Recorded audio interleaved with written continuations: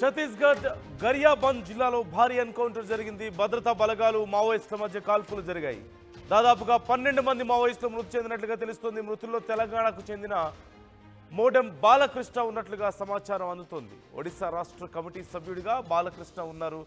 ఇప్పటికే ఆపరేషన్ కగార్ పేరుతో మావోయిస్టులను ఏరివేసేటువంటి కార్యక్రమాన్ని కేంద్రం చేపట్టడం మనం చూస్తూనే ఉన్నాం. 2026 వరకు ఈ కార్యక్రమం కొనసాగబోతోంది. ఈ నేపథ్యంలో మరింత మంది మావోయిస్టులను ఏరివేసే ఆలోచనలో ఆపరేషన్ కగార్ చాలా వేగంగా కొనసాగుతోంది. ఇప్పటికే తెలంగాణ, ఛత్తీస్గఢ్ పరిసర ప్రాంతాల్లో, అటవీ ప్రాంతంలో ఉన్నటువంటి మావోయిస్టుల మీద వరుసగా ఎన్కౌంటర్స్ మనం చూస్తూనే ఉన్నాం.